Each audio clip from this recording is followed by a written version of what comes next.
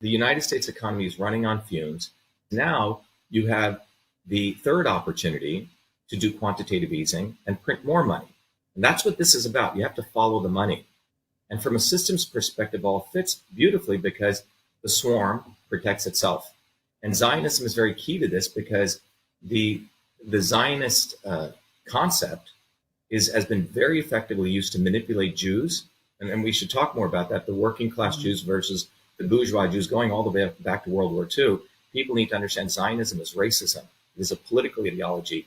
Zionists collaborated with the Nazis in the Warsaw Ghetto Revolt, for example, to disarm the Jews who actually wanted to fight. Zionism and Nazism have always gone together like this. And in the United States, the Zionists have been very, very effective at manipulating the quote-unquote Christian evangelical Zionists. So the broad mass among America, there's this big support for quote-unquote Israel. And that really comes from the evangelicals. The evangelical Christians, who many of them are very connected to Mossad in Israel, if you do a little bit of research, and in fact, right to Bibi Netanyahu. So the manipulation that's gone on is quite extraordinary. And Mike Johnson, who's a recent speaker, the second in line to be president, completely reflects that. Here's a hardcore, quote unquote, Christian. I put that in double quotes because I don't think Christ supports Zionism. And he is, first thing he does is when he gets elected, he does a proclamation, we must support Israel. So it says it pretty much right there. So this is, we need to look at this in the context of finance and money supply. The money supply, as Milton Friedman says, when it contracts, more than, 2 quarters, there's typically going to be a bear market. And they're trying to stave off a bear market. That's what this is all about. And war is a wonderful way. You have a little dip, and then you print money and you come out of it. So that's what this whole setup is about.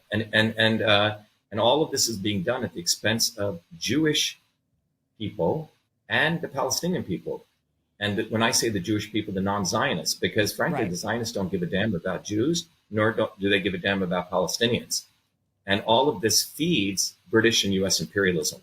It was Britain that, allowed Zionism to go and occupy this land because they wanted that strategic outpost. They wanted to create a strata of people who would be their frontmen to basically seize that location and create a perpetual war. And so when Booby Kennedy says he wants to support that aircraft carrier in the Middle East, aircraft carrier, he's telling you boldly, at least finally people should see who he is.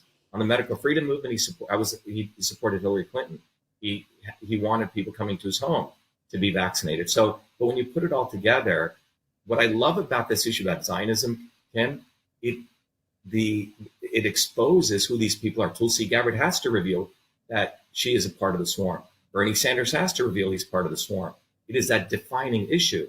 And then you're finding these other people who you may have disagreed on other things. When it comes to Zionism, we can actually unite on that. So that's what I see the opportunity here.